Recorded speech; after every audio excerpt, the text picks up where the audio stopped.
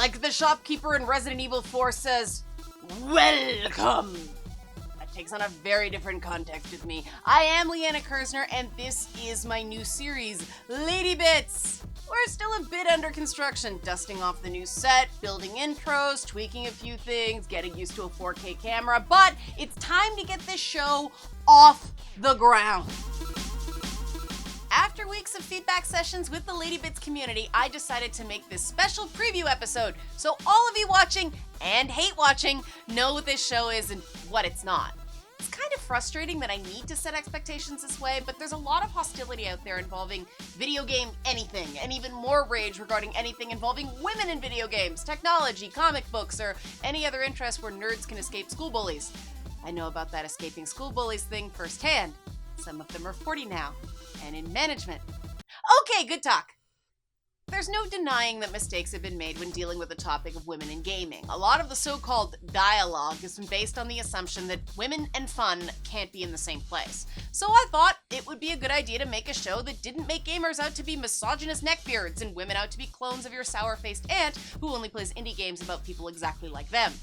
Women gamers, not women who play games, but women who identify as gamers, are a small percentage of the population, about 6% of women, but even that small percentage works out to about 9 million potential consumers in the US, and an additional million gamers in Canada. Now we're talking numbers that game publishers understand. More than 10 million women who already buy, play, and love video games. We're an inconvenient truth in gaming, so culture warriors of all political stripes prefer to act like we don't actually exist. Throw in boobs of any notable size, and oh god, female gamers are some sort of demon. But not a desire demon. We're not allowed to show those anymore.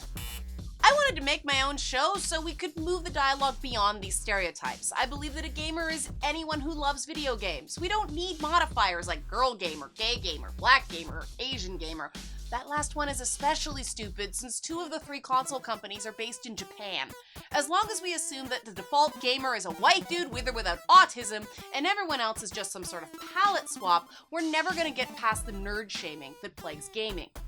I wanted to do this show for 3 main reasons. To show that you can have fun while talking about this stuff, to weaken some stereotypes about gamers and gamers' attitudes towards women, and to create a platform where enthusiastic gamers can voice their opinions about games without things exploding into a giant dumpster fire. Not possible, I was immediately told. Never tell a gamer we can't do something. Games like Battletoads, Ninja Gaiden, and Dark Souls exist for a reason. If you're feeling a bit lost by some of these gaming references, consider this an education in gaming culture. During the development process for this show, I spent more hours than I can count talking to hundreds of gamers. Their opinions were always intended to be an important part of Lady Bits, but as the feedback sessions went on, I realized that those ground level perspectives were what made this show truly special. Okay, my cleavage is pretty great too, but there's a lot of great cleavage out there. And if you're offended by that, quit watching now. Seriously, this is a boob safe space.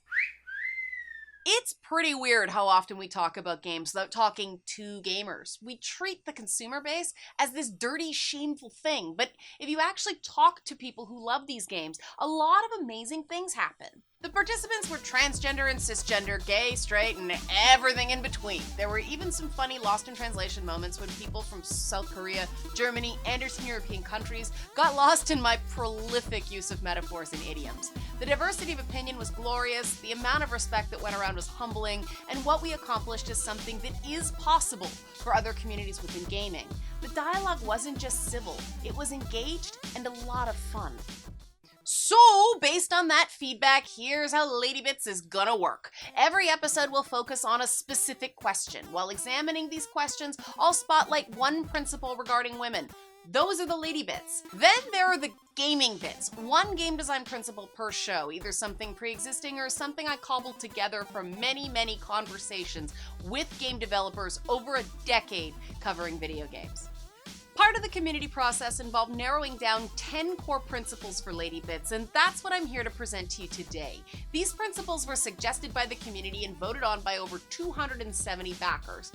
We'd need a much larger sample size to be purely scientific, but it was important to me to make a show with a clear voice that represented the community that funded it.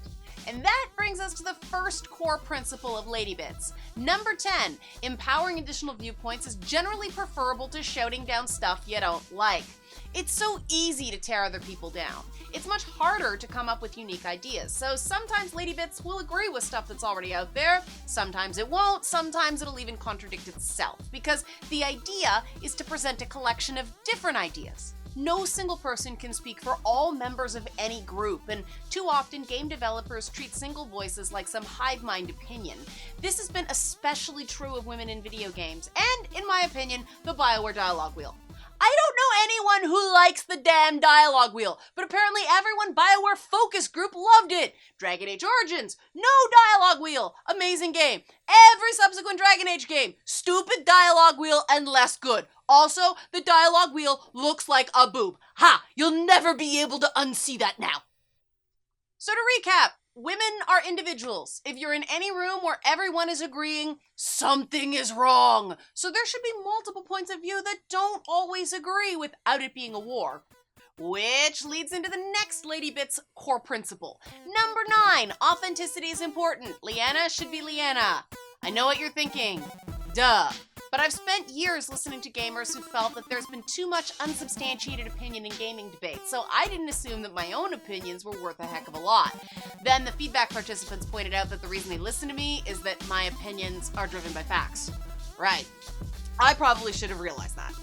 But then there's the more frivolous stuff. Cleavage! For instance, I like lower cut shirts because it's easier to find tops that fit when they don't have to cover this area, and yes, it really is that practical. I also like bodily function jokes. And cats. But let's stay on boobs for a minute. Core principle number 8. This show takes a sex-positive approach, which includes LGBT plus inclusion. Sex positivity! That thing everyone claims to support because you're supposed to support it, but when a woman actually supports it, she gets called a slut. Or a stripper. Or a whore. Or, you get the picture. Sex isn't taboo or shameful. Gay, straight, bisexual, BDSM, furries, pansexuals, sapiosexuals, even asexual people are cool. If you're not represented on that list, whatever legal stuff you're into, that's cool too. What's important is that people are engaging in sex from a safe, consensual, self-affirming way. Sex isn't just physical, it's emotional and psychological as well. We are not just sacks of meat banging into each other aided by lube, and you're welcome for that David Lynch-worthy mental image. This philosophy does come into conflict with the idea of modesty being a cardinal virtue of female character design. It's fair to question whether a costume makes sense for a character, but it's not sex positive to insist that there's something inherently wrong with a female character dressing as a cheerleader or a sexy nurse, without providing a contextual justification for the criticism. A simpler way to say that is, sexy nurse costume in the bedroom? Cool. Sexy nurse costume in a church? That will probably cause trouble outside of a Saints Row game. I love Saints Row games. So this show will put the tits back in feminist. Just not in churches. Unless it's Saints Row churches. And of course the next question is, what about gender identity? Well, right now there's no winning on that, no matter what opinion someone holds. The internet climate is just too ragey. I've already been accused of transphobia because I called my show Lady Bits. The name of the show is not vagina. Come on, I don't care what your bits are. If you're a lady, they're your lady bits. 8-bit, 16-bit, 32-bit. I'm just being a jerk now. The feedback sessions for Lady Bits did include trans people, but making a big deal about that was not a priority for the community at all. So, moving on. Number 7, games are games, a unique form of media that often defies analytical tools used for films, TV shows, or books. I feel really strongly about this one. There's a reason gamers go crazy when analysts talk about, male gaze in games where the player can control the camera. The interactivity of video games significantly rebalances who is truly in control of a player's experience compared to the audience for a movie or a TV show, and players are right to object to language applied to video games that treats the player like a passive observer. Games aren't just film techniques mixed with game theory. The power of choice in interactive storytelling creates exciting new dynamics, and this show's analysis will attempt to do that justice. 2 more things were also very important to Lady Bits backers. The first was that free expression protections extended to video games were to be respected. And second was, it's important to accurately state the scientific consensus surrounding whether or not games are harmful. That brings us to principle 6. It's important to separate offense from harm. Video games do not cause sexism or violent tendencies when consumed age appropriately. That age appropriate part caused a bit of a rebellion in the feedback sessions, but I'm erring on the side of caution here. It would be too easy to discredit this program if someone could claim I'm advocating letting 9-year-olds play Grand Theft Auto. For the record, I'm not advocating letting 9-year-olds play Grand Theft Auto. I love the ESRB rating system precisely because it's voluntary. If an individual kid is wise beyond their years, let them play whatever games they want. I'm old enough to have been playing video games before the moral panic of the 1990s that led to the ESRB, and I turned out like this. The best research can tell us right now is that video games don't make you sexist. Sexist people make and consume sexist content, and people who aren't sexist don't like that content. Many gamers play games despite some content they don't like because they like other elements of the game. Like explosions. I love explosions. So, you're not gonna hear stuff from me like, it's okay to still enjoy games with sexist content, because I'm in no position to give or take away permission. Like any damn game you want. I hate The Sims. Does that mean you have to hate The Sims? Of course not. Most of my friends like The Sims. I would just rather pour molten metal into my eye socket than hear "Soo-soo" ever again. But does that mean The Sims is a bad game? No! I can respect the inherent challenge in making a game with complex AI requirements and a lot of customization. Just because I don't like something doesn't mean you have to agree. Which brings us to the next Lady Bits core principle. Principle number 5. This show is intended to begin a discussion, not be the final word. In preparing for this project, I made a startling discovery. A lot of the science, surveys, and general substance regarding gaming and gender is pretty new, constantly evolving, and affected by problems with replication. In other words, we can't rely on much scientific consensus yet regarding video games because we've been circling the bowl of ideological agendas for decades. Other than, that video games don't cause sexism or violence, that's pretty locked up. Many of the ideas about women in gaming are stereotypes, and we haven't been able to combat those stereotypes because women who defy gender norms by doing things like liking violent video games aren't given a platform because we don't conform to stereotypes. While films and television shows have to make concessions to pander to a mass audience, video games can be highly individualized experiences that the user can customize to their unique tastes. So why are we focusing on what men want and what women want when the question should be, how do we give the maximum number of people something that speaks to them?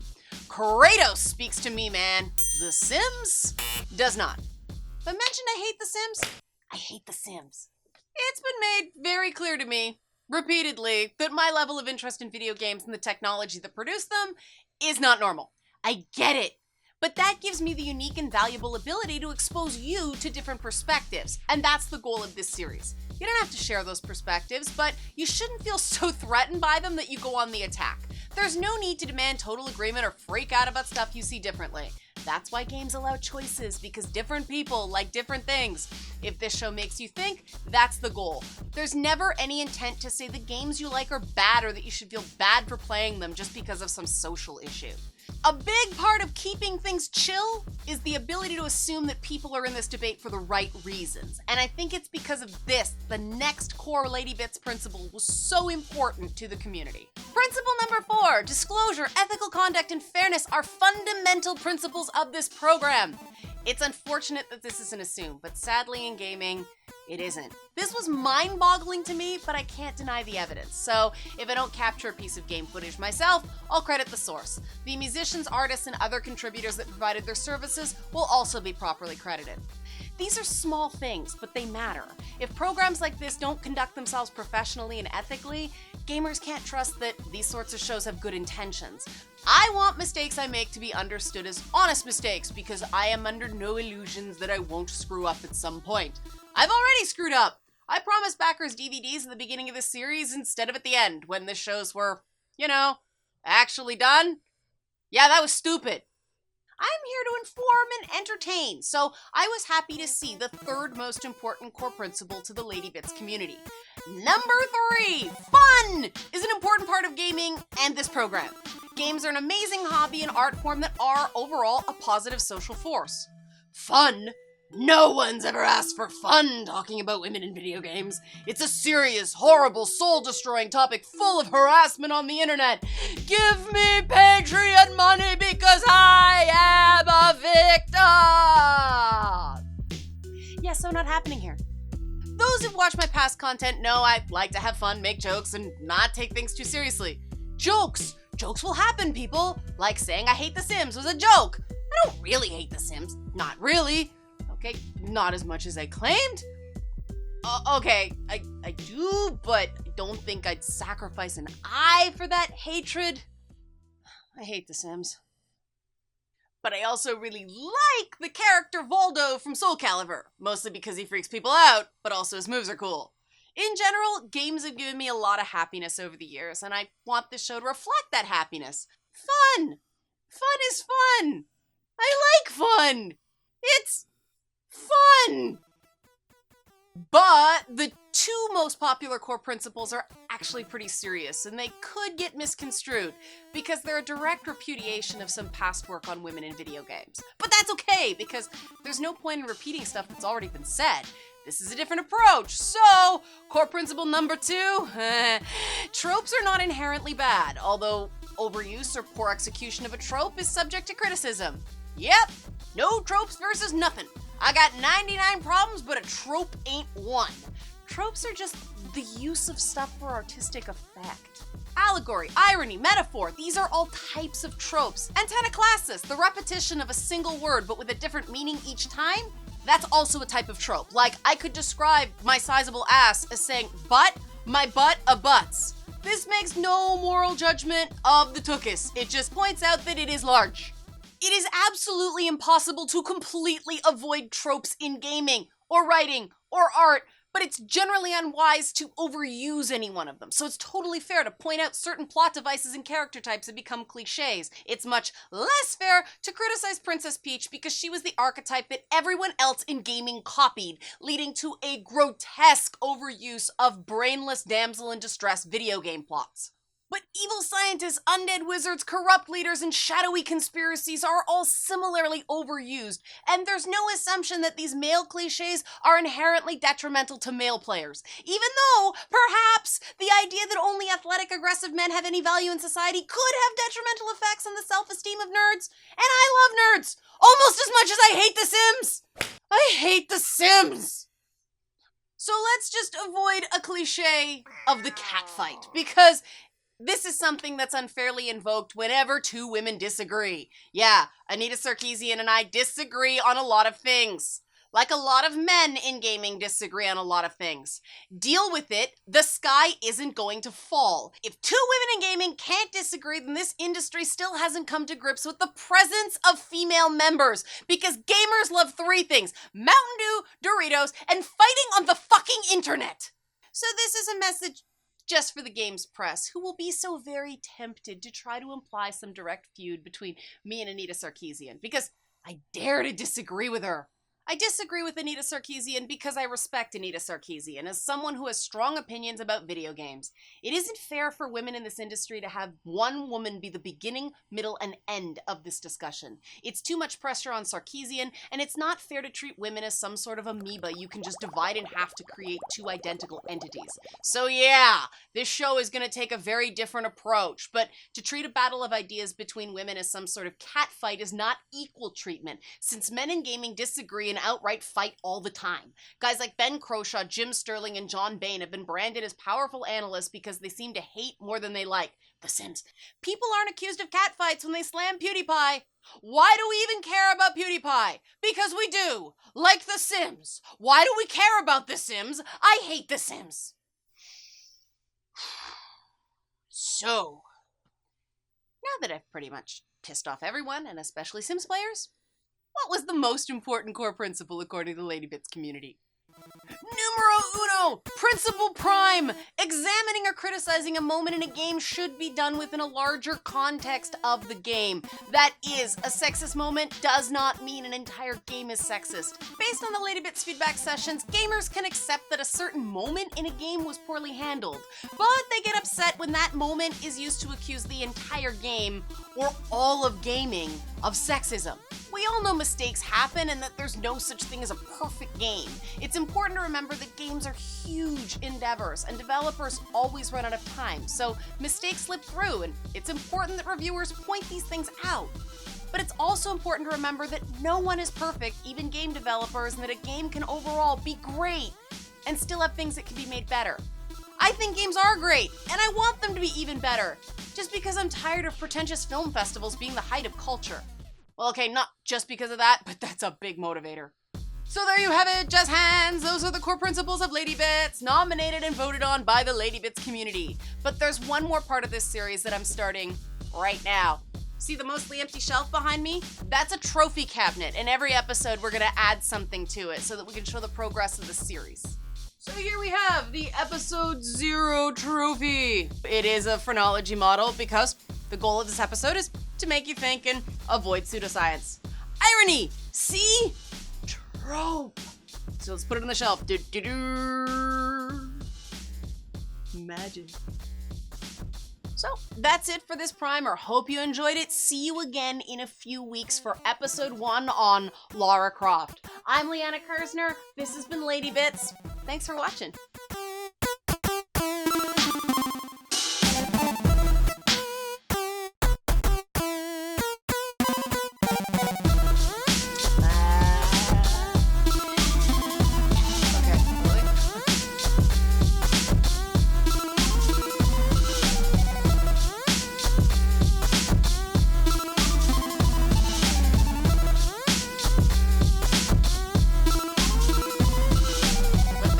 Positive show, so there are empty insults here, and I feel like I'm coming out of my top, ironically. No, we're good. La la la la la la la la la la la la la la la la la la. Hi. I really hate The Sims. I really hate The Sims. I really hate The Sims.